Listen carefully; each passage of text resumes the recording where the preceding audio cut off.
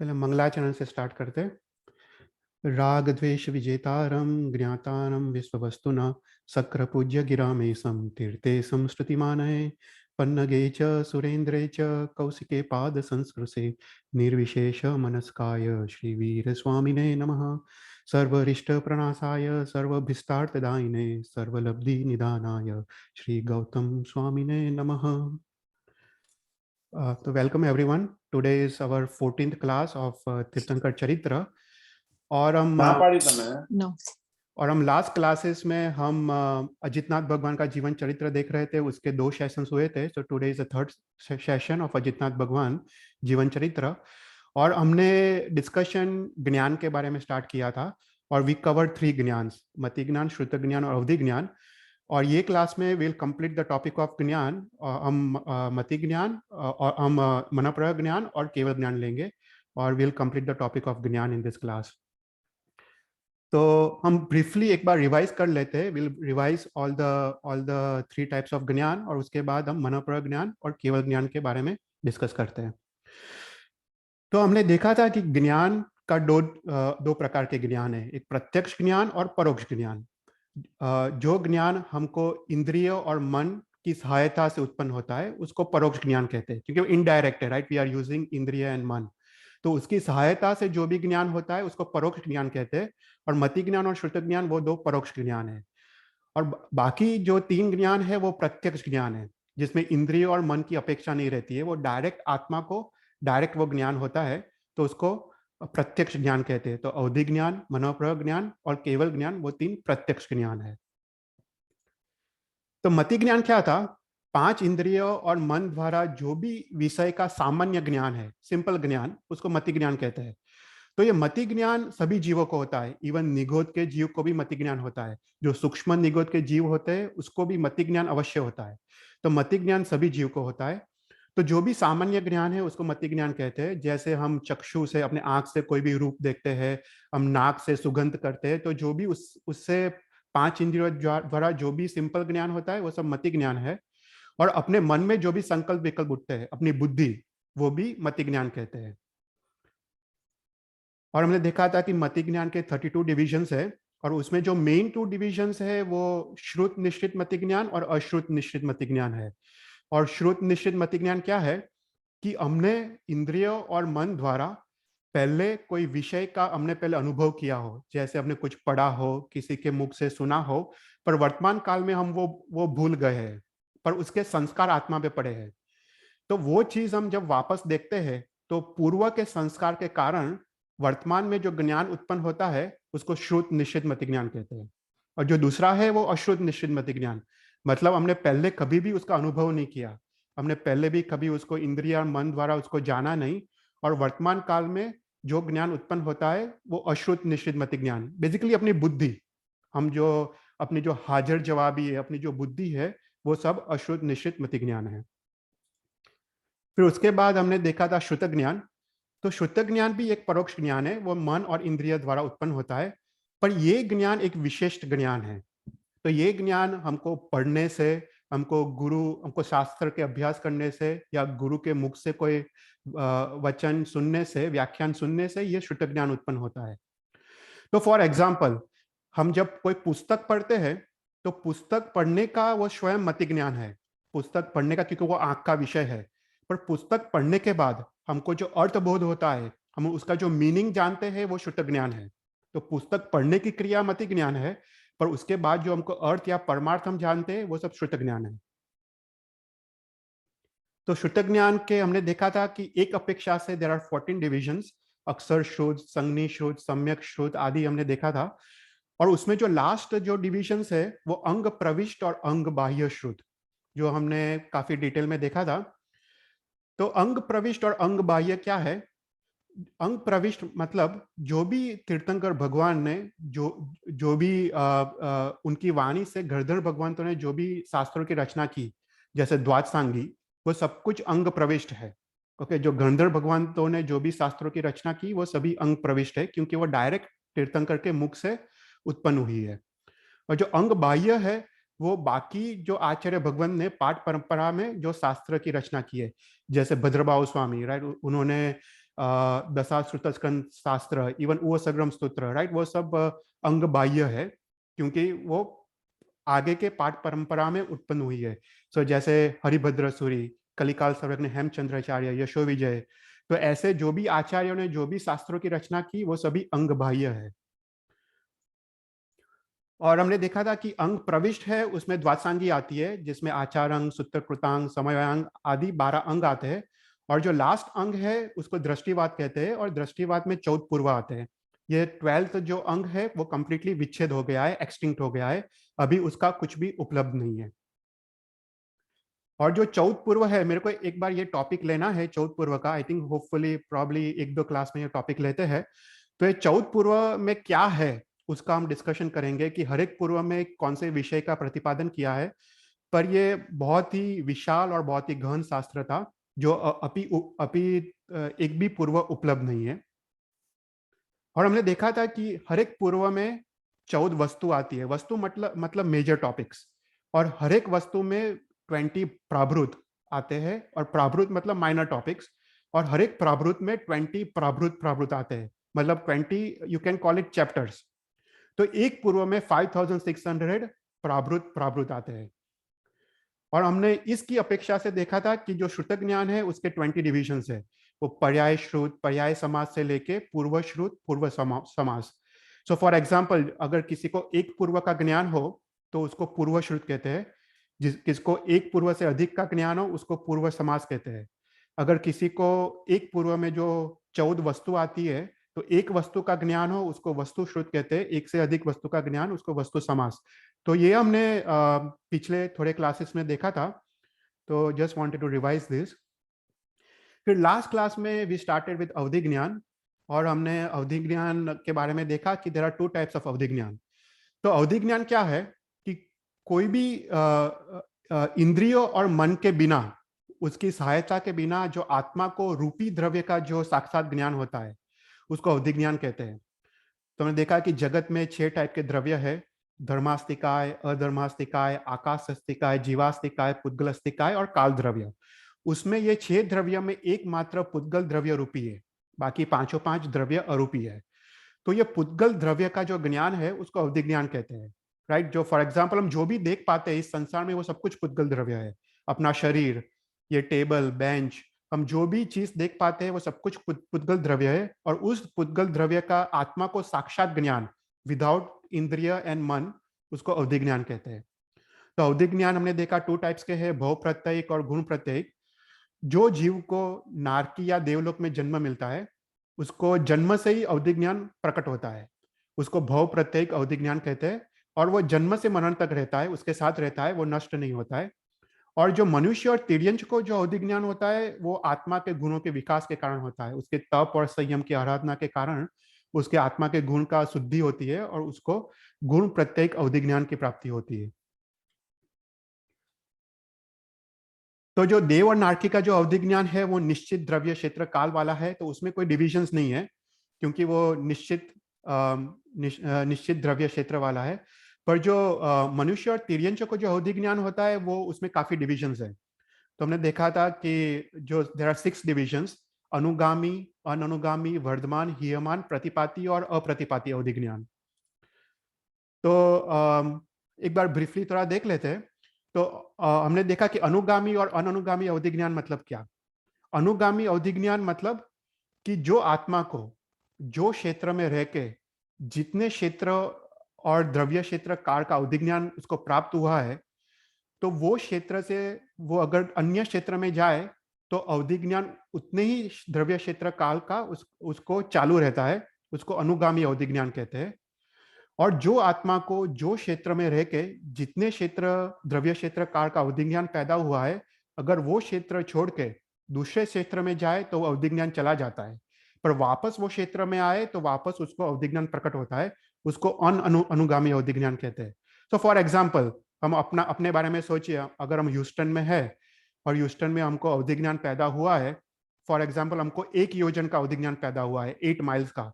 तो उससे क्या होता है कि 8 माइल्स के रेडियस में हम सभी रूपी द्रव्यों को देख पाते हैं, आत्मा के साक्षात ज्ञान द्वारा उसके सभी रूपी द्रव्यों को देख पाते हैं। अगर हम 1 योजन के बाहर गए तो भी अपना एक योजन का अवधि ज्ञान चालू रहता है, तो उसको अनुगामी अवधि ज्ञान कहते हैं। पर अगर हम एक योजन के बाहर गए और अपना अवधि ज्ञान चला जाए तो उसको अनुगामी अवधि ज्ञान कहते हैं। ओके। फिर उसके बाद हमने देखा कि दूसरे टाइप के अवधि ज्ञान है वर्धमान और हीयमान। तो आत्मा की शुद्धि के कारण, आत्मा की विशेष अध्यवसाय की शुद्धि के कारण उसका अवधि ज्ञान बढ़ते जाता है। तो स्टार्टिंग में उसको अंगुल के असंख्यता भाग के क्षेत्र का अवधि ज्ञान होता है, पर आगे आगे जाके उसकी अवधि ज्ञान की द्रव्य क्षेत्र कार की वृद्धि होती है और वो समस्त 14 राजलोक के समस्त रूपी द्रव्य को देख पाते हैं। उसको लोक लोक अवधि ज्ञान कहते हैं। और आगे जाके अलोक आकाश में भी उसका अवधि ज्ञान फैल जाता है। अभी अलोक आकाश में तो कोई रूपी द्रव्य है नहीं, पर शास्त्र में लिखा है कि उसका अवधि ज्ञान इतना प्रबल है कि अगर अलोकाकाश में कोई रूपी द्रव्य होता तो उसको भी देख पाता। तो उसको परम अवधि ज्ञान कहते हैं। और ये जो परम अवधि ज्ञान है वो वो अप्रतिपाती है, मतलब वो कभी नष्ट नहीं होता है और वो केवल ज्ञान तक वो साथ में रहता है। और दूसरा था हीमान अवधि ज्ञान। उसकी आत्मा की अशुद्धि के कारण उसका अवधि ज्ञान कम होते जाता है और अंत में वो नष्ट हो जाता है। उसको हीयमान अवधि ज्ञान कहते हैं। और प्रतिपाती और अप्रतिपाती, मतलब जिसका अवधि ज्ञान इंस्टेंटली चला जाता है, कोई अवधि ज्ञानावर्णीय के कर्म के कारण उसका अवधि ज्ञान जो आया होता है वो तुरंत चले जाता है, उसको प्रतिपाती कहते हैं। और जो अवधि ज्ञान जाता नहीं है, उसको भव प्रतिभव केवल ज्ञान तक उसको रहता है, उसको अप्रतिपाती अवधि ज्ञान कहते हैं। तो लास्ट टाइम हमने देखा कि जो देव और नारकी का जो अवधि ज्ञान है वो निश्चित द्रव्य क्षेत्र काल वाला है। तो पहले जो सौधर्मा और ईशान देवलोक के जो देव है, वैमानिक देवलोक के देव, उनका अवधि ज्ञान कितना है, तो वो पहली नरक तक सभी रूपी द्रव्य देख सकते हैं। मतलब वो मध्यलोक में तो सब कुछ देख सकते हैं, मध्यलोक में जो असंख्य द्वीप समुद्र है उसको देख सकते हैं। और उसके नीचे फर्स्ट नरक तक, रत्न प्रभा नरक तक के अंत में उसको सभी रूपी द्रव्य देख सकते हैं। फिर उसके बाद जो थर्ड एंड फोर्थ वैमानिक देवलोक के देव है वो सेकंड नरक तक देख सकते हैं। फिर उसके बाद ब्रह्म और लंतक, मतलब फिफ्थ एंड सिक्स देवलोक के देव, वो थर्ड नरक तक सभी रूपी द्रव्य देख सकते हैं। फिर उसके बाद सिक्स एंड सेवंथ महाशुक्र और सहस्त्रार, वो फोर्थ नरक तक देख सकते हैं। फिर जो लास्ट जो ऊपर के देवलोक है, last four, that is 8, 9, 10 and 11, अनंत, प्रणत, अरण और अच्युत, वो फिफ्थ नरक तक देख सकते हैं सभी रूपी द्रव्य। तो यहाँ पे शास्त्र में लिखा है कि जैसे पहले दो वैमानिक देवलोक के देव फर्स्ट नरक तक सभी रूपी द्रव्य देख सकते हैं, और थर्ड एंड फोर्थ वाले भी पहले नरक के सभी रूपी द्रव्य को तो देख सकते हैं, पर सेकंड नरक के भी सभी रूपी द्रव्य देख सकते हैं। पर जो थर्ड एंड फोर्थ वैमानिक देवलोक के देव है वो फर्स्ट नरक को ज्यादा सूक्ष्म रूप से देख सकते हैं। अर्थात वो द्रव्य के ज्यादा पर्याय और ज्यादा अवस्था और ज्यादा सूक्ष्म रूप से उसको देख सकते हैं। तो अवधि ज्ञान का जो सूक्ष्म है, सूक्ष्मता वो बढ़ते जाती है जैसे हम ऊपर ऊपर के देवलोक में जाते हैं। फिर उसके बाद जो जो 9 ग्रव्यक है उसमें जो पहले 6 ग्रव्यक है वो सिक्स्थ नरक तक रूपी द्रव्य देख सकते हैं। और उसके बाद जो ऊपर के 3 ग्रव्यक है वो सेवंथ नरक के सभी रूपी द्रव्य देख सकते हैं। और उसके ऊपर जो 9 ग्रव्यक है उसके ऊपर 5 अनुत्तर है, और 5 अनुत्तर विमानवासी जो देव है वो समस्त 14 राजलोक के सभी रूपी द्रव्य को देख सकते हैं। राइट। फिर उसके बाद हमने देखा था कि जो भुवनपति और व्यंतर कोटि के जो देव है, जो मध्यलोक में है और जो अधोलोक में है, उनका अवधि ज्ञान बहुत लिमिटेड है कंपेयर टू वैमानिक देवलोक के देव। उनका अवधि ज्ञान मैक्सिमम मिनिमम 25 योजन से संख्याता योजन तक का अवधि ज्ञान है। फिर उसके बाद जो नारकी के जीवों का जो अवधि ज्ञान है, हमने देखा कि लास्ट टाइम की जो नारकी के जीवों का अवधि ज्ञान उसको विभंग ज्ञान कहते हैं, मिथ्या अवधि ज्ञान कहते हैं। और उनको ये अवधि ज्ञान दुख के कारण रूप बनता है। उसको उनको उनको ये अवधि ज्ञान से उनको दुख की प्राप्ति होती है। तो जो फर्स्ट नरक का जो रत्न प्रभा नरक के जो जीव है वो 4 गांव का अवधि ज्ञान है। 4 गांव मतलब 1 योजन। हमारे जो शास्त्र में जो माप आते हैं, अगर आपको पता हो कि एक धनुष्य मतलब 4 हाथ, और 2000 धनुष्य मतलब 1 गांव, और 4 गांव मतलब 1 योजन। राइट। तो 4 गांव मतलब क्लोज टू 8 माइल्स, तो 1 योजन हुआ। तो रत्न प्रभा नारकी के जीवों का 1 योजन का अवधि ज्ञान होता है। और उसके बाद वो अवधि ज्ञान कम होते जाता है, वो हाफ गांव डिक्रीज होते जाता है, और जो सेवंथ नरक के जीव है उनका अवधि ज्ञान 1 गांव का होता है। तो लास्ट टाइम देखा कि ये अवधि ज्ञान उनके दुख का कारण रूप बनता है, क्योंकि वो देखते हैं कि परमाधामी क्या क्या कैसे टॉर्चर कर रहे हैं नरक के जीवों का, और वो ये भी देख सकते हैं कि उनकी बारी कब आने वाली है और वो किस प्रकार से उनको दुख आने वाला है। तो ये सब वो अवधि ज्ञान में देख सकते हैं, और इसके कारण वो कॉन्स्टेंटली भयभीत रहते हैं। तो ये अवधि ज्ञान उनको दुख का कारण रूप बनता है। तो हमने यहाँ तक लास्ट टाइम देखा था। तो इस टाइम विल स्टार्ट विथ मनोप्रयोग ज्ञान। कोई कोई क्वेश्चन हो तो पूछना अवधि ज्ञान में। थोड़ा डीप टॉपिक है अवधि ज्ञान का, पर if you have any questions you can ask. तो अभी ये क्लास में विल स्टार्ट विथ मनोप्रयोग ज्ञान। तो मनोप्रयोग ज्ञान क्या है? मनोप्रयोग ज्ञान भी वो एक प्रत्यक्ष ज्ञान है, अवधि ज्ञान की तरह वो प्रत्यक्ष ज्ञान है। तो मनोप्रयोग ज्ञान मतलब अरिद्वीप में जो भी संज्ञी पंचेंद्रिय जीव है, उन संज्ञी पंचेंद्रिय जीव के मनोगत भाव, मतलब मन के विचार, जो मनो वर्गणा के जो पुद्गल है, उनको देखने की और जानने की शक्ति, उसको मनोप्रयोग ज्ञान कहते हैं। संज्ञी पंचेंद्रिय मतलब जो मन वाले जो पंचेंद्रिय जीव है, जो भूत भविष्य और वर्तमान का विचार कर सकते हैं, उसको संज्ञी कहते हैं। तो संज्ञी पंचेंद्रिय जीव जो अरिद्वीप में है, किसी को पता है कि अरिद्वीप कौन सा, अरिद्वीप में क्या है? Does anyone know what is अरिद्वीप?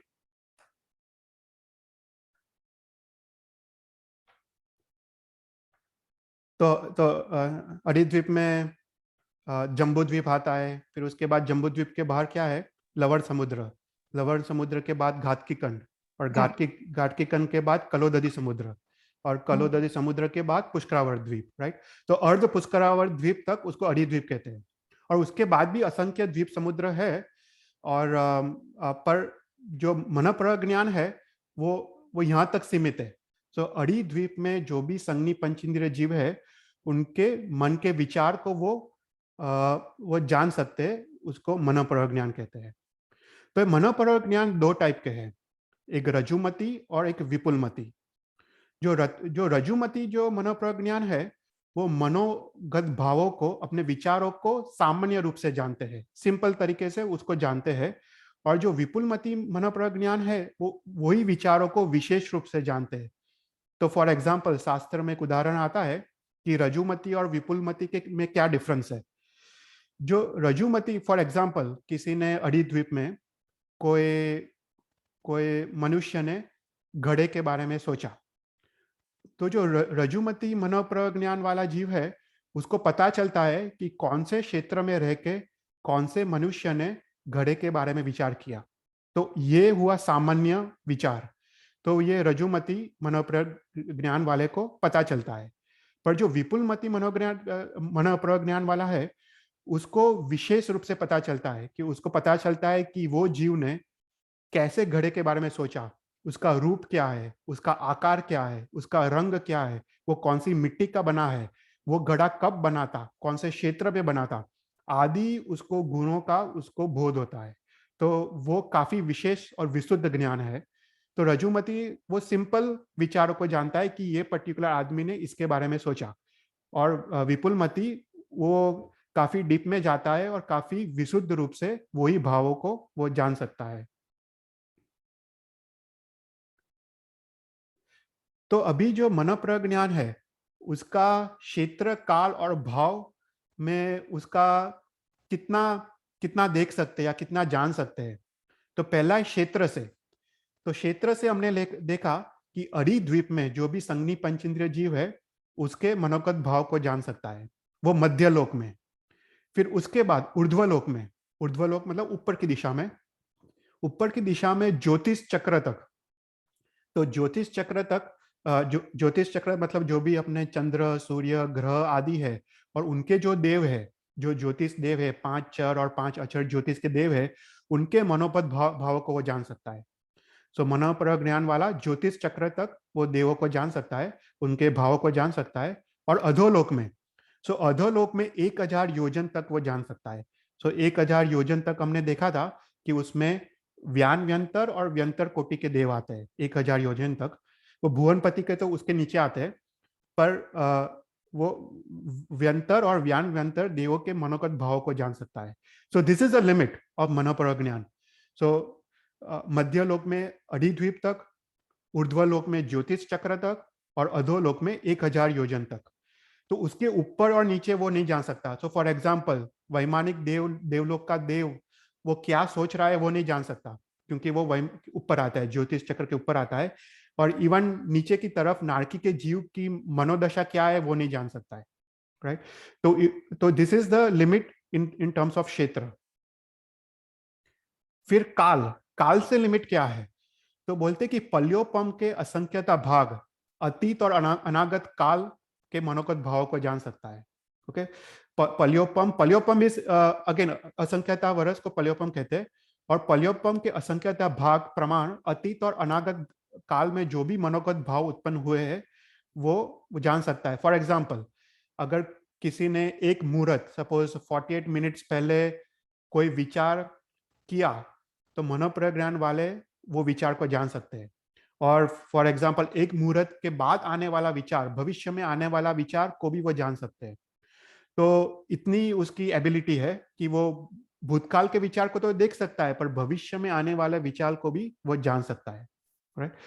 और वो एक काल से, और लास्ट है भाव से। भाव से वो अनंत पर्याय, तो जो मनोवर्गना के पुद्गल है उसके अनंत पर्याय को वो देख सकता है। तो अभी जो दो प्रकार के मनोप्रज्ञान है, रजुमति और विपुलमति, तो उसमें जो रजुमति मनोप्रज्ञान है वो प्रतिपाती है। प्रतिपाती मतलब वो नष्ट हो सकता है। पर जो विपुलमति है वो अप्रतिपाती है, मतलब जिसको विपुलमति मनोज्ञान उत्पन्न हुआ है वो उसको केवल ज्ञान तक उसको साथ में रहेगा, वो कभी उसको जाएगा नहीं। फिर उसके बाद एक जनरली एक सामान्य क्वेश्चन आता है कि अवधि ज्ञान और मनोप्रज्ञान में डिफरेंस क्या है, राइट। मतलब that is a common question, I think सबको मन में आता है कि what is the difference, right. What is the difference between अवधि ज्ञान और what is the difference between मनोप्रज्ञान। तो पहला तो ये जानना चाहिए कि मनोप्रज्ञान वो ज्यादा विशुद्ध ज्ञान है, और अवधि ज्ञान कंपैरेटिवली उसमें विशुद्धि कम है। तो पहले जीव को अवधि ज्ञान पैदा होता है, उसके बाद ही मनोप्रज्ञान होता है। अगर हम बोले किसी को 3 ज्ञान है, तो 3 ज्ञान कौन से होते हैं? मति ज्ञान, श्रुत ज्ञान और अवधि ज्ञान। अगर किसी को 4 ज्ञान है, तो उसको मति ज्ञान, श्रुत ज्ञान, अवधि ज्ञान और मनोप्रज्ञान होता है। तो मनोप्रज्ञान वो अवधि ज्ञान के बाद उत्पन्न होने वाला होता है, क्योंकि उसमें आत्मा की विशुद्धि ज्यादा है। तो question is what is the difference between अवधि ज्ञान एंड मनोप्रज्ञान। तो हमने देखा कि अवधि ज्ञान है वो सभी रूपी द्रव्य को देखता है, राइट। और जो मनोप्रज्ञान है वो मनोवर्गण के पुद्गल को देखता है। अभी मनोवर्गण के पुद्गल भी रूपी द्रव्य है, राइट। जो भी मन के हम विचार है वो भी रूपी द्रव्य है। तो तो अवधि ज्ञान और मनोप्रज्ञान में डिफरेंस क्या? तो देर आर 4 डिफरेंसेस। तो पहला है विशुद्धि। तो विशुद्धि में मनोप्रज्ञान में आत्मा की विशुद्धि ज्यादा होती है और कंपेयर टू अवधि ज्ञान। सो अवधि ज्ञान वाला जो मनोगत भाव को जो जानता है वो बहुत ही सामान्य रूप से जानता है, पर जो मनोप्रज्ञान वाला जो मन के भाव को जानता है वो काफी विशिष्ट रूप से जानता है। फिर हमने देखा क्षेत्र से जो अवधि ज्ञान है वो लोकालोक तक व्याप्त है, मतलब वो अलोक तक उसका विस्तार है। पर जो मनोप्रज्ञान है वो काफी लिमिटेड है, वो अधिद्वीप तक ही उसकी उसकी वो सीमित है। फिर ये किसको उत्पन्न हो सकता है? तो हमने देखा कि जो अवधि ज्ञान है वो सभी जीव, जो संज्ञी पंचेंद्रिय जीव है वो सबको उत्पन्न हो सकता है। तो मनुष्य, तिर्यंच, देव और नारकी वो सबको अवधि ज्ञान उत्पन्न हो सकता है। पर जो मनोप्रज्ञान है वो केवल संयमी महात्मा जो 6th गुणस्थानक में है उसको ही उत्पन्न हो सकता है। तो जिसने दीक्षा ली है, जो सर्ववीर्ति धर्म का पालन करते हैं और आत्मा गुणों का विकास करके जिसने 6th गुणस्थानक प्राप्त किया है, उसको ही मनोप्रज्ञान उत्पन्न हो सकता है, right. So this are the some of the differences between अवधि ज्ञान एंड मनोप्रज्ञान। तो कोई क्वेश्चन हो तो पूछना मनोप्रज्ञान में। और फिर लास्ट है केवल ज्ञान। तो व्हाट इज केवल ज्ञान? तो केवल ज्ञान अर्थात सर्व जो लोक अलोक में जो भी सर्व द्रव्य है और सर्व काल के, मतलब अतीत, अनंत अतीत काल और अनंत अनागत काल, और हाँ, किसी क्वेश्चन है? हाँ। तो सर्व क्षेत्र में जो भी अनंत अनंत द्रव्य है, अनंत अनंत काल के जो भी पर्याय है, उसके पर्याय मतलब अवस्था, और सभी जो अनंत गुण है उसके, वो प्रतिक्षण वो केवल ज्ञानी आत्मा वो जानता है, उसको केवल ज्ञान कहते हैं। मतलब सर्व द्रव्य, सर्व क्षेत्र, सर्व काल के सर्व पर्याय और सर्व गुणों और पर्याय का ज्ञान, उसको केवल ज्ञान कहते हैं। तो ये केवल ज्ञान को उसकी 6 उसकी प्रॉपर्टीज है। तो केवल ज्ञान कैसा है? शुद्ध है, सकल है, असाधारण है, अनंत है, निर्व्याघात है और एक है। हमने फर्स्ट क्लास में हमने देखा था कि जो ज्ञान है वो ज्ञान के दो दो डिविजन्स थे। हमने देखा था एक शायिक ज्ञान और दूसरा शयोपशमिक ज्ञान। जो शयोपशमिक ज्ञान है उसमें कर्म का शयोपशम होता है, जो थोड़े कर्म का क्षय होता है और थोड़े कर्म का उपशम होता है, तो वो आवरण वाला ज्ञान है, राइट। तो उसको शयोपशमिक ज्ञान कहते हैं। तो मति ज्ञान, श्रुत ज्ञान, अवधि ज्ञान और मनोप्रज्ञान वो सब शयोपशमिक ज्ञान है। पर जो केवल ज्ञान है वो कर्म के संपूर्ण क्षय, जो घाती कर्म है उसके संपूर्ण क्षय से उत्पन्न वाला ज्ञान है, तो वो उसको केवल ज्ञान कहते हैं। तो केवल ज्ञान वो शायिक कक्षा का ज्ञान है, तो इसलिए उसका पहला अर्थ है शुद्ध, वो शुद्ध ज्ञान है, उसमें कर्म का कोई आवरण नहीं है। फिर दूसरा है वो सकल है। सकल मतलब प्रथम समय से ही, फर्स्ट समय से ही वो ज्ञान संपूर्ण रूप से उत्पन्न होता है। तो उसमें कोई इंक्रीज या डिक्रीज जैसी कोई बात नहीं होती है। वो फर्स्ट समय से जब उत्पन्न होता है वो संपूर्ण उत्पन्न होता है, तो वो सकल है। फिर थर्ड है वो असाधारण है। असाधारण मतलब उसका कोई कंपैरिजन नहीं है, there is no comparison to this ज्ञान, मतलब अद्वितीय है। फिर फोर्थ है ये ज्ञान अनंत है। हमने देखा कि वो अनंत द्रव्य, अनंत क्षेत्र और अनंत काल का ज्ञान प्रतिक्षण होता है, और वो अनंत काल तक रहने वाला है, वो कभी नष्ट नहीं होने वाला है। तो एक केवल ज्ञान वो अनंत है। फिर उसके बाद वो निर्व्याघात है, मतलब उसमें कोई स्खलना नहीं है। मतलब कभी भी उसमें वो ज्ञान जो प्रति समय, प्रति क्षण जो केवल ज्ञानी आत्मा को जो ज्ञान होता है उसमें कोई भी उसको डिस्टर्बेंस नहीं है, कोई भी स्खलना नहीं है। और वो एक है। एक है अर्थात जब केवल ज्ञान उत्पन्न होता है तो बाकी के 4 ज्ञान वो ऑटोमेटिक चले जाते हैं। जो मति ज्ञान होता नहीं है, श्रुत ज्ञान नहीं होता है, अवधि ज्ञान और मनोप्रज्ञान होता नहीं है। मात्रा और मात्रा एक केवल ज्ञान होता है, क्योंकि वो शायिक कक्षा का ज्ञान है। तो ये हुआ केवल ज्ञान। तो हम यहाँ पे will complete the topic of ज्ञान। हमको एक चौथ पूर्व लेना है, शायद हम नेक्स्ट टाइम हम चौथ पूर्व का टॉपिक लेंगे एंड वो उसका डिस्कशन करेंगे। पर this was a general introduction of 5 types of ज्ञान। ओके, कोई क्वेश्चन हो तो तुम पूछ सकते हो। या चेतल भाई, एक क्वेश्चन હતું, ખબર નહીં આ રાઈટ ક્વેશ્ચન છે કે નહીં, બટ ધ જ્ઞાન આપણે જે મેળવીએ તો આત્મા સાથે ઓફકોર્સ કર્મ તો ચોટી જાય ફોર નેક્સ્ટ જન્મ, બટ જ્ઞાન આવે હોય જે આપણું જે what we gain, is it passed on to next life if it is there? ના, એકદમ એકદમ એકદમ સરસ ક્વેશ્ચન છે. That is really good question. તો જ્ઞાન શું છે? તો આપણે જ્ઞાનને આપણે છે ને બે, there are 2 टाइप्स ऑफ ज्ञान. एक છે માહિતી જ્ઞાન, that is information, माहिती Yeah. ज्ञान, और दूसरा है ज्ञान की परिणति. ओके, तो 2 टाइप के ज्ञान है. एक ज्ञान हमको बाहर से मिलता है, राइट, हम जो भी जानते हैं सब कुछ, वो सब माहिती ज्ञान है. Yeah. और वो ज्ञान की जो आत्मा में जो परिणति होती है वो उसको भाव ज्ञान बोलते हैं. एक द्रव्य ज्ञान है और दूसरा भाव ज्ञान. तो जो भाव ज्ञान है वो आत्मा में संस्कार रूप होता है. वो आत्मा एक प्रकार का संस्कार क्रिएट करता है, और वो ज्ञान अपने साथ आता है. जो आत्मा में जो संस्कार है वो ज्ञान दूसरे भाव अपने साथ आता है. पर जो माहिती ज्ञान है वो ऑटोमेटिक चला जाता है. Right. माहिती ज्ञान क्योंकि वो बेसिकली मनोवर्गण के पुद्गल है. तुम सोचो, हम जो सोच रहे हैं एवरीथिंग इज माहिती ज्ञान, और वो Yes. मनोवर्गण के पुद्गल है, वो कुछ साथ में नहीं आता है. हमारे साथ क्या आता है? हम आते हैं, हमारा आत्मा आता है, और जो कार्मण वर्गण के पुद्गल है और तेजस शरीर, राइट, वो 3 चीज अपने साथ आता है. तो आत्मा में जो ज्ञान के संस्कार पड़े हैं तो वो अपने साथ आते हैं. Okay. तो और दूसरे भाव में वही हमको काम आता है. जो आत्मा में जो संस्कार पड़े हैं तो हाँ. वही हमको काम आते हैं. तो हमने शायद देखा होगा कभी कभी कितने जो साधु महाराज साहब है, तो वो एकदम ही पूर्व भाव के संस्कार के कारण वो इतने 45 आगमों का ज्ञान उनको तुरंत हो जाता है, क्योंकि उनको पूर्व भव के संस्कार है, राइट? ओ या हाँ या जैसे ये सब पूर्व काल में जो पूर्वधर थे, श्रुत केवली थे, उनको वो सब ज्ञान कैसे, उनको आत्मा के संस्कार के कारण और ज्ञानावन्य कर्म के संरक्षण के कारण भी, पर उनको वो ज्ञान तुरंत आ जाता है उनको। और कितने लोग को काफी मेहनत करनी पड़ती है, क्योंकि वो आत्मा में संस्कार अभी तक पड़े नहीं है।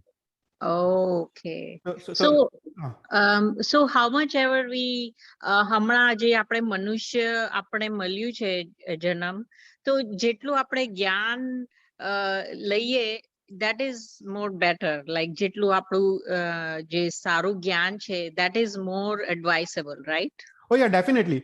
okay पर मेन चीज क्या है समझने का यहाँ पे, कि ज्ञान ज्ञान तो ज्ञान है, पर जो ज्ञान की परिणति है वो सम्यक होनी चाहिए। ओके, तो ज्ञान का जो अंडरस्टैंडिंग है, हम कोई भी पुस्तक पढ़े तो पुस्तक पढ़ने के बाद हमका जो उसका जो अंडरस्टैंडिंग है, तो okay वो उसकी जो परिणति सम्यक होनी चाहिए। अगर उसकी परिणति मिथ्या हो तो उसका कोई मीनिंग नहीं है। तो oh great हाँ ओके, तो ज्ञान है, राइट, पर उसकी हाँ परिणति कैसी होती है वो अपने हाथ में है। और वहां पे ज्ञानावन्य कर्म का सर्वक्षम आता है। और दूसरी बात यह है कि कोई भी चीज हमको अनुभूति में लेनी चाहिए, तभी वह संस्कार रूप बनती है। ओके, तो हम जब तक उसको अनुभूति में ना लेके आए, तो उसमें वो आत्मा के संस्कार नहीं पड़ेंगे और वो साथ में नहीं आएगा। तो फॉर okay फॉर एग्जाम्पल मैं तुमको समझाऊं कि किसी ने बोला कि संसार छोड़ने जैसा है और दीक्षा लेने जैसी है, राइट? हम्म हम्म हम वो ज्ञान तो जानते हैं, हमारे माइंड में वो ज्ञान है कि ठीक है, महाराज साहब कंटिन्यूसली बोल रहे हैं कि संसार छोड़ने जैसा है, दीक्षा लेने लेने जैसी है, पर हम्म अभी तक हमको वो अनुभूति में नहीं आया है। हमको नहीं लगता है कि संसार छोड़ने जैसा है। हमको अभी तक संसार में सुख रखता है। हमको संसार में हम लोग जो पुद्गल है उसके साथ अटैच्ड है। तो अभी yeah तक वो चीज अनुभूति में नहीं आया है, सिर्फ ज्ञान में आया है, सिर्फ right बुद्धि में आया है। तो वो चीज हमारे साथ में नहीं आएगी। जब तक okay उसके संस्कार पड़ेंगे, हमको रियली अंदर से लगेगा कि संसार छोड़ने जैसा है। और वही सम्यक दर्शन है, राइट? संवेग निर्वेद आस्तिक वही है ना, कि okay वो अनुभूति में आए तभी वो सम्यक दर्शन है, और तभी वो साथ में आता है। तो हर एक चीज को अनुभूति के स्तर में ले जाना चाहिए, तभी वो दूसरे भव में काम आती है। बाकी तो जो पढ़ा है वो अभव्य जीव भी 9 पूर्व तक पढ़ सकता है, पर वो कुछ भी उसको उसको काम नहीं आता है। oh अच्छा अच्छा okay thank you ओके, तो अभी हम ये अजितनाथ भगवान के जीवन चरित्र में या 20 मिनट्स है, तो विल कंटिन्यू करते हैं। तो हमने so in the last class हमने अजितनाथ भगवान का जीवन चरित्र का I think we covered 2 classes. So हमने देखा कि अजितनाथ भगवान, the first bhav of Ajitnath Bhagwan was the King Vimal Vahan. And in this bhav, King Vimal Vahan, we saw that he took, he gained Vairagya in this bhav, and he took Diksha under Acharya Arindam Suri. And after taking the Diksha, he did, Panch Samiti and 3 Gupti Sadhana. And then after that, he also did the Vistanak Tap. And उन्होंने तीर्थंकर नाम कर्म उपार्जित किया। और उसके बाद उन्होंने काफी सारे तप किए थे। हमने देखा उन्होंने Ekavali, Ratnavali, Kankavli, he did all this stuff, and he began the destruction of karma with Makshamar, and he also did the fast ending for 8 months. And the end he did Sanlekhna matlab ansan, and he fasted till death. And after that, in the next bhav, he became Anuttar Vimanvasi with the Ayushya of 33 Sagaropam. Or in the second bhav, after completing the Ayushya of 33 Sagaropam, he came to the Ratna Kukshi of Queen Vijaya. उसकी माता का नाम था Queen Vijaya और पिता का नाम था Jit Satru. And in this bhav we saw that King Jit Satru had younger brother, उसका नाम था सुमित्र विजय, और सुमित्र विजय की पत्नी का नाम था यशोमती. तो Yashomati and Queen Vijaya, they both saw 14 dreams. Okay, तो दोनों ने 14 स्वप्न देखे, दोनों रानियों ने. और उसके बाद उन्होंने एस्ट्रोलॉजर को बुलाया, एंड एस्ट्रोलॉजर ने देखने के बाद बोला कि जो क्वीन विजया का जो पुत्र है वो तीर्थंकर होगा, और क्वीन यशोमती का पुत्र है वो चक्रवर्ती होने वाला है. And after that, we saw that 9 months and 7.5 days had passed, and in the Rohini Nakshatra, Ajitnath भगवान का जन्म होता है. And then we saw कि जन्म होने के बाद सबसे पहले 56 दिक् कुमारीस आती है. So this is same for all the तीर्थंकर परमात्मा कि पहले से 56 दिक् कुमारीस आती है वो रुचक प्रदेश से, and 56 दिक् कुमारीस they do the सुति कर्मा. सुति कर्मा मतलब भगवान का बर्थ और फिर माता की शुद्धि, तो वो सब करते हैं. एंड दे कंप्लीट द सुति कर्मा, और वहां तक हमने देखा था. तो इस time we will continue forward, और इस टाइम वी विल सी भगवान जन्म महोत्सव, और उसके बाद हम नेक्स्ट क्लासेस में वी विल आल्सो सी भगवान बाल्य अवस्था, फिर राज्य व्यवस्था, और उसके बाद उनका दीक्षा और केवल ज्ञान. ओके, तो उसके बाद तो जनरली क्या होता है कि जब पहले 56 दिक् कुमारीस आती है वो स्तुति कर्म वो सब कुछ फिनिश करती है, और उसके बाद जो शक्र का सिंहासन है वो चलायमान होता है. So this is the procedure. पहले 56 दिक् कुमारीस का आशय चलायमान होता है, वो लोग आते हैं, वो लोग अपना काम पूर्ण करते हैं, उसके बाद शक्रेंद्र का आशय चलायमान होता है.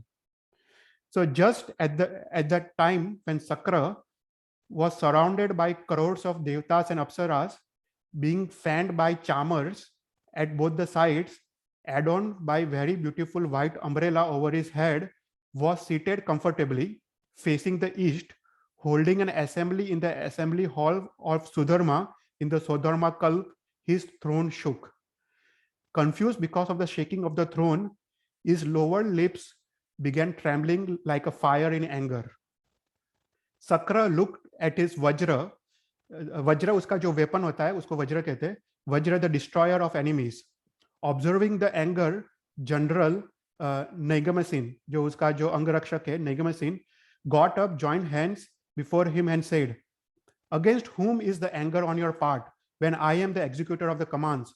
There is no superior and no equal to you among devs or asurs. Command me, whom shall I give the punishment?" When the general had said that, Sakra gave attention to the Avdhignan at once. Sakra perceived the birth of second Tirthankar Bhagwan by Avdhignan. He thought, in Jambudvip, in Bharat Setra, in the city of Vinita, the second Jineshwar of this Avsarpini Kal is born of Queen Vijaya. He is the wife of King Jitsatru, and for that reason my throne shook. Shame on me for these wicked thoughts. With this thought, Sakra arose, abandoning his lion throne, footstool, and slippers. Shakra took several steps facing the direction of the Tirthankar Paramatma. Placing his right knee on the ground and bending the left a little, touching the ground with hands and head, he praised the Bhagwan with Sakrastav. Sakrastav matlab Namuttanam Stotra. Then Sakra instructed the general to inform all the devs of Tirthankar's birth and summon them to the festival. He struck 3 times the bell Sughosha with a radius of 1 yojan. 32 lakh palaces, the bell rang distinctly, and all of the Sudharma Kalp seemed to be made of only one sound, and loud penetrating sound of Sughosha bell. When the sound of Sughosha had died down, the general made a proclamation to this effect: "Attention, listen all devs living in the Sudharma Kalp. The Sakrendra commands you all. In the city of Ayodhya, in Bharat Kshetra in Jambudvip, the second Tirthankar was born today from Vijaya, the wife of King Jitsatru, because of the maturing fortune of the world. Now we must go there for Jineshwar's birth ceremony and purify ourselves. You must come here quickly and go there with me with all the magnificence and all the power." So at once they got into their vimans, and crossing the sky and the oceans, all the devs went to the Sakra. Sakra instructs the Abhyogik Dev named Palak to make a viman to go to the Bhagwan. Abhyogik Dev, he creates a viman that is 100,000 yojans long and 500 yojans high. It's like another Jambudvip, with long flags, beautiful jewel pillars marked with pearl swastikas. Its middle part was level and smooth. The floor looked like peacock feathers. Inside it, there was a theater pavilion. like a royal palace inside a city. Inside of it, there was a jewel platform, 8 yojans long and 4 yojans high. On it, there was a lion throne. To the northeast, north, and northwest of Sakra's large jewel lion throne, there were thrones of 84,000 Samanik Devs, beautiful with jewels equal in number. To the east, the 8 seats of the 8 wives of Indra resembled jewel pleasure balconies of Kamala. In the southeast were the seats of 12,000 Devs of the inner assembly. In the south were 14,000 seats in succession of Sakra's middle assembly. In the southwest, there were 16,000 seats of the Devs of the outer assembly. And behind Sakra's lofty lion throne were the seats of 7 generals. And in each of the 4 directions from Sakra's throne were the seats of 84,000 Angrakshak Devs. Such a Viman was produced simultaneously with Sakra's command. Sakrendra, eager to go to Jineshwar, made his Uttar Vaikriya form. With his 8 queens, he entered the Viman from the east direction. The 84,000 Samanik Devs entered the Viman from the north direction. They are seated themselves in the respective thrones. Other Devs and Devis entered the Viman from the west direction. In front of the lion throne, there was 8 auspicious symbols, as if each one was made by the 8 wives. At the front of the Viman was a large flag staff, 1,000 yojans high. Filled with crores of devtas, the Viman looked like a moving Sudharma heaven. It traveled numerous continents and oceans and arrived at the continent Nandeshwar Dweep. When it had arrived at the southeast mountain of Ratikara, Sakra quickly contracted the Viman. Gradually contracting the Viman more and more, they arrived at the city of Vinita in Bharat Kshetra in Jambudvip. They did Pradakshina of Bhagwan's birth house 3 times with the Viman. Sakra stopped the Viman in the northeast at a distance. He entered the Bhagwan's birth chamber. His figure contracted from devotion like a servant belonging to a noble family. Sakra does Vandan to Tirthankar Bhagwan and Tirthankar's mother as soon as he sees them. And after he had done the Pradakshina of Bhagwan and Mata, he says, "Hail to you, bearing a jewel in your womb, purifying the universe, mother of the world, bestowing the light on the world for seeing the good. O mother, you are blessed, by whom the second Tirthankar, benefactor for all, is born, like a Kalpavruksha of the earth. I, the Lord of Sudharma Devlok, have come here to celebrate the Janma Mahotsav or Tirthankar Paramatma. So, hey Mata, please do not be afraid." So with these words, Sahas Rakshak Dev gave a sleeping charm and created the image of Tirthankar Paramatma and placed it by the Queen Vijaya's side. Then Sakra instantly created 5 forms of himself. The Devs they create any form they like and any number of forms they like. Among these forms, one Sakra, he took Jineshwar with his hands anointed by Gorsir Chandan. The second Sakra stayed behind and carried an umbrella over Bhagwan's head. The 2 Sakras carried charmers on the sides, and one Sakra had a Vajra in his hands. The Samanik Devs and the other Devs also circle around the Bhagwan like the bees around the lotus, carrying the Bhagwan of the world to the Meru Parvat for the Snatra Mahotsav. So Sakra went in a moment to rock known as Ati Pandukam Bala. ये stone का नाम है जो मेरू पर्वत पे है, वहां पे जन्म महोत्सव होता है, अति का पांडुका बला, on the summit of the Meru in the south of the peak. Sat down facing the east direction on the top of the jewel lion throne, holding Bhagwan in the lap. तो ये सब जो होता है वो सक्र करता है. सक्र मतलब फर्स्ट वैमानिक देवलोक का इंद्र और फर्स्ट वैमानिक देव के देव. अभी जो शास्त्र में डिस्क्रिप्शन आता है वो सेकंड थर्ड आगे के देवलोक का थोड़ा डिस्क्रिप्शन आता है, वो ऑलमोस्ट सिमिलर है. तो उसके बाद क्या होता है कि the Indra of the second, जो ईशान कल्प है, सेकंड देवलोक, became aware of Bhagwan's birth by Avdigyan by the shaking of the throne. Like Sakra, he abandoned his lion throne, took 7 or 8 steps and bore to the Bhagwan and did Sakrastav. At his command, the general rang the bell known as Mahaghosha. हर एक देवलोक का जो bell होता है ना, उसका नाम अलग होता है. एक का नाम सुघोषा था, दूसरा का महाघोषा, वो सभी का डिस्क्रिप्शन आता है शास्त्र में. तो it sounded in 28 lakh palaces, like the sound of ocean, with high waves filling the mountain caves on the shore. When the sound of Bel Mahaghosha had died down, the general made a proclamation as follows: in the city of Vinita, in Bharat in Jambudvip, the second Tirthankar Bhagwan has been born of Vijaya and Jit Satru. Your Indra will go to the Meru Parvat for his birth ceremony. So please hurry up and join your Indra. Then Ishan Indra, with his large vehicle, with crores of Samanik Devtas, entered the car known as Pushpak, and they left the Ishan Kalp with the southern path. After traversing numerous continents and the ocean, they arrive at Nandishwar Dweep. He contracts the car and without any loss of time and goes to the Bhagwan on the Sumeru. So similarly, Sanat Kumar, Brahma, Sukra, Pranat, the devs of ऊपर के 4 देवलोक, they are also awakened by the bell and shaking of the thrones, और वो सब भी भगवान के पास जाते हैं. Similarly, महेंद्र, लंतक, सहस्त्रार, अच्युत, 8, 9, 11th और 10th, 9, 10, 11th और 12th देवलोक के देव, they are awakened by the sound of Mahaghosha. They contract the car when they arrive at the northeast of Ratikara, and they also joyfully join the Bhagwan at the peak of Meru Parvat.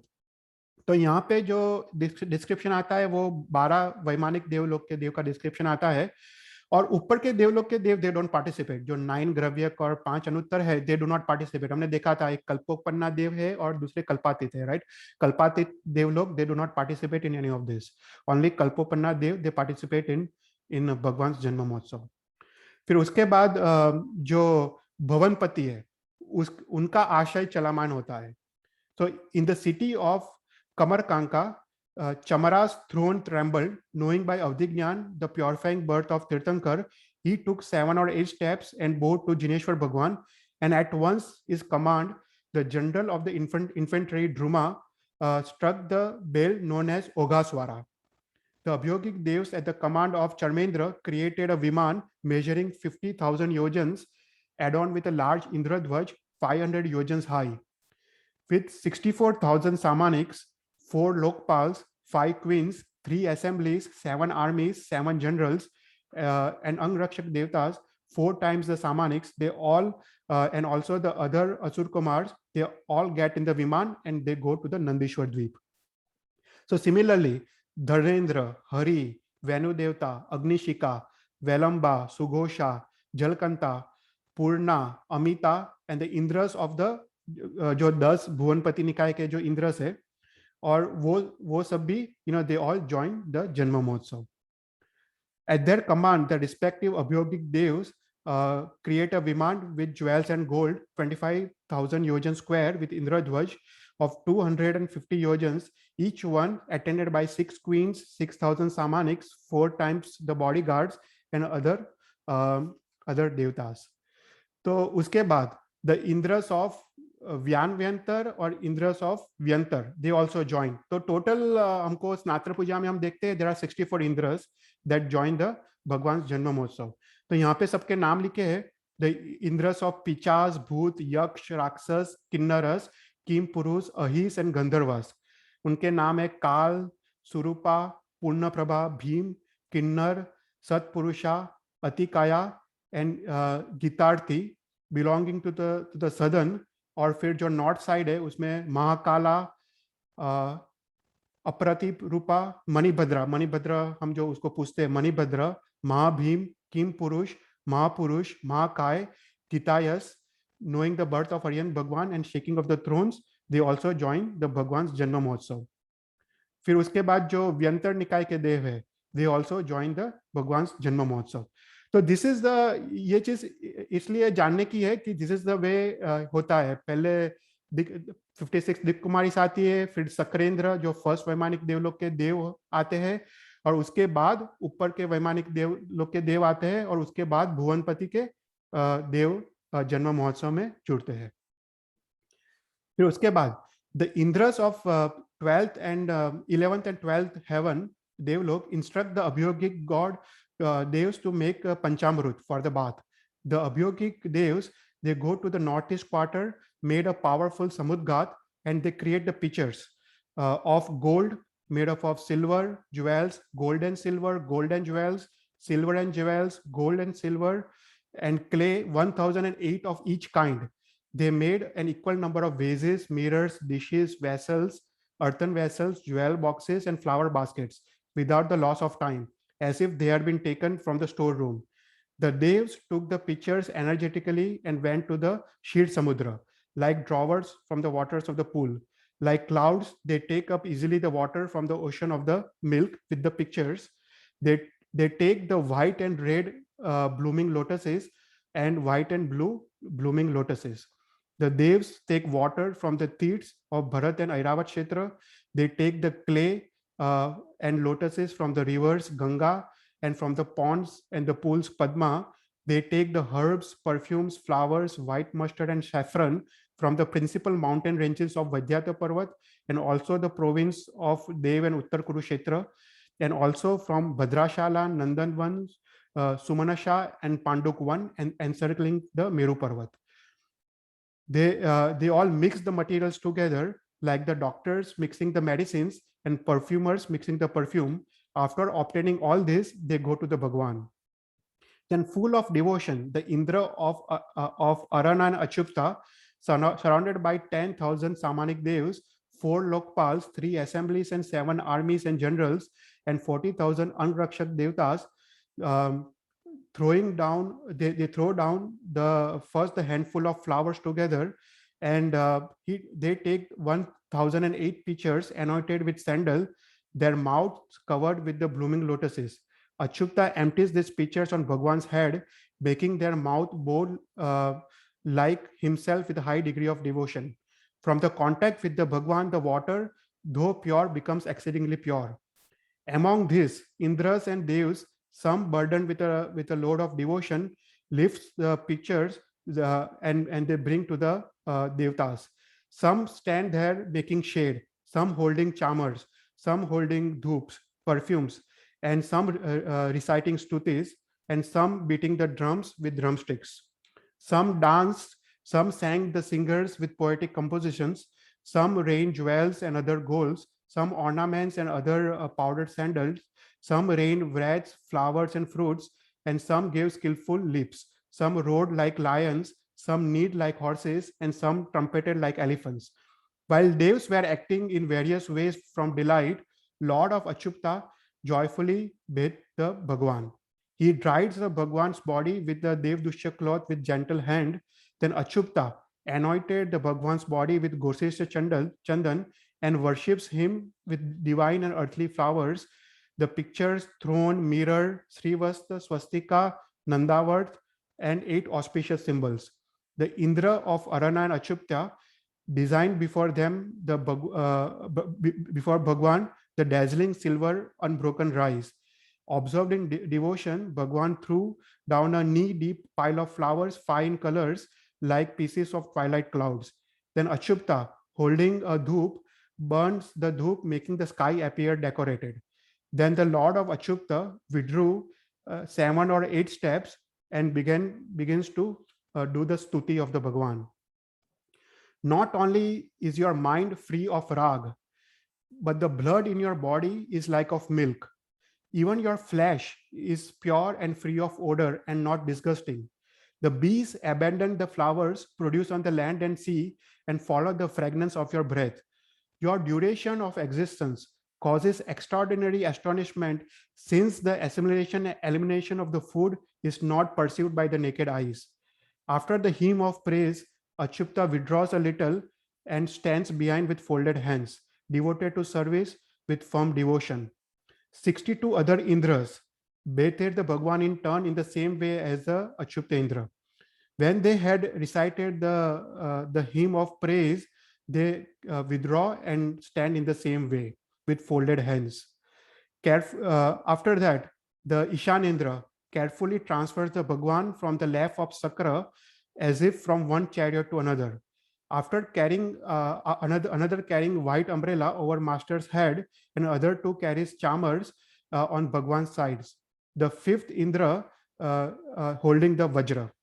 Then the Indra of Sodharma Kalp had the materials for the bath brought quickly by the Abhyogic Devs, and he creates skillfully 4 crystal bulls. हम पता है वृषभ करस से हम स्नात्र पूजा करते हैं. So he skillfully creates 4 crystal bulls. After dazzling streams of water white as moon's rays shot up from the 8 horns of the 4 bulls, after shooting up, they unite in one stream at the top like the rivers, and they fall on the Bhagwan like the ocean. In this way, they bed the Bhagwan. Like the Indra of Achyuta, he made the drying, anointing, worshipping with the 8 auspicious symbols according to the rule. After he had praised the Bhagwan with the Sakrastav, he bows down and begins to do the stuti of the Bhagwan. You have descended on the earth from the palace of Vijaya to please this earth. You are the Lord of 3 worlds. Whoever carry you always in your heart, always face good fortune like the image in a mirror. May this world travel on the road with you as a guide. After reciting this praise with 108 sloks, Sakra makes himself 5-fold roop, and one takes the Bhagwan with the hands, one the umbrella, 2 the chamars, and 1 the vajra. They go back to the city of Vinita, to the house of Jitsatru. Immediately he took up the Tirthankar's image and lays down Tirthankar by the Queen Vijaya's side. He puts the pair of earrings like the sun and the moon and Devdusha cloths, smooth, soft, near the Bhagwan's pillow. Beautiful necklaces and half necklaces made up of gems and jewels were put on it by Sakra to amuse Bhagwan's eyes. He takes away the sleeping champ from the Queen Vijaya. Sakra instructs the Tiryam Bhujak Devtas to rain 32 crores of gold coins, jewels, and 32 iron seats and thrones. They make a rain of ornaments like Manyanga trees, rain of garments like Ananga trees. They make a rain of leaves, flowers, fruits as if they are gathered from the forest, Bhadrashala. They make the rain of garlands of flowers of various colors like Chitranga trees, and they rain the perfume and purifying powdered sandal. And they make the heavy rain of treasures. At the command of Sakra, Saudharmendra, the Abhyogic, makes a proclamation. Listen carefully. All the Vaimanik, Bhuvanpati, Jyotis, and Ventar Devtas. If anyone thinks anything improper about Haryan or Haryan's mother, his head will be burst into 7 pieces. Then all the Devs and Asurs, with their Indras, they go back to the from the Meru Parvat to Nandishwar Dweep.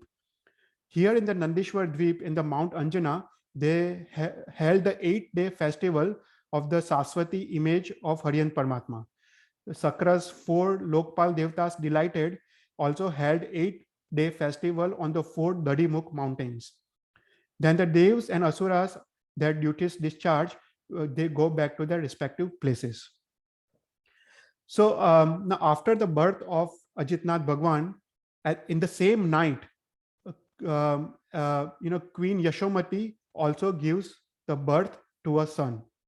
Delighted by the news, the king gave rewards, and the king released enemies from the prison. The king made wonderful pujas to the Aryan Paramatma in the Derasars. The beggars were satisfied with the money, and at the king's command, they created big platforms like palaces of Devs on every step of the city. On every road, the ground was sprinkled with saffron water to lay the dust. For 10 days, the king had the city hold a great festival, during which it was free from custom duties, free from fines, free from soldiers, and free from taxes. On one auspicious day, the king instructed his ministers to, in regards to name-giving festival of his son and of his nephew. So man and woman carrying auspicious objects in their hands, they went joyfully and were seated in the proper places by the Dwarpals. The king gave the name Ajit to his son because his mother, when he was in the womb, his mother was never beaten in any of the board games. So therefore Bhagwan's name was Ajit. And the king gave the name Sagar to his brother's son with a great festival, just as in similar to his own son. Okay, तो यहाँ पे हम पूर्ण करते हैं। तो basically स्नातक महोत्सव देखा अजितनाथ भगवान का, और अभी हम नेक्स्ट क्लास में वी विल सी द बाल्य अवस्था, राज्य अवस्था और फिर दीक्षा महोत्सव भगवान का, and they will continue with Ajitnath भगवान जीवन चरित्र पे। ओके, तो थैंक यू। कोई भी क्वेश्चन हो तो यू कैन आस्क। ચેતલભાઈ હજી એક ક્વેશ્ચન, હા બોલો। જે તમે અવધિ જ્ઞાન અને મનપર્વ જ્ઞાન કીધું ને, તો એમાં કર્મ હોય તો બી મોહનીય કર્મ, નામ કર્મ ને એ બધા હોય કર્મ તો બી even if you have these જ્ઞાન? या डेफिनेटली। सो 8 कर्म तो होवाना ज छे। ओके, अच्छा, या क्योंकि कर्म का क्षय तो कब होता है कि जो भी तुम शपथ श्रेणी मारो तब तक तुम्हारे पास तो कर्म तो रहने ही वाला है। अच्छा, मतलब शपथ श्रेणी में भी 9th गुणस्थानक प्राप्त करो तो वो कषाय दूर होते हैं। सबसे पहले क्रोध, मान, माया, और 10वें गुणस्थानक में लोभ कषाय क्षीण होता है। पर उसके बाद 12th गुणस्थानक में तुमको घाती कर्म का क्षय होता है। तो सो दैट इज अ प्रक्रिया। पर जो अवधि ज्ञान है वो तो इवन श्रावक को भी हो सकता है। सो अवधि ज्ञान तुमको 4th गुणस्थानक में हो सकता है, और पर मनोप्रयोग ज्ञान वो 6th गुणस्थानक में हो सकता है। तो मनोप्रयोग ज्ञान के लिए ज्यादा विशुद्धि चाहिए, पर वहां पे कर्म तो है ही, सभी टाइप के कर्म है। Okay okay okay, thank you. Any more questions?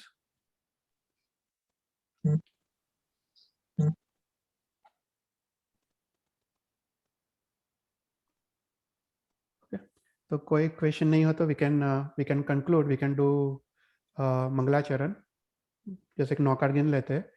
नमो हरियंतारम, नमो सिद्धारम, नमो हरियाणम, नमो वज्जायनम, नमो लोहे सुबसावनम, ऐसो पंच नमोकारो सब पाप प्रणाशनो मंगलांच जीनाग्न्या विरुद्ध बुलायो तो मिच्छामि डुक्कड़म। Thank you Thank you, Thank you, Chetal bhai. Thank Jai you. Jinendra. Jai Jinendra. સરસ.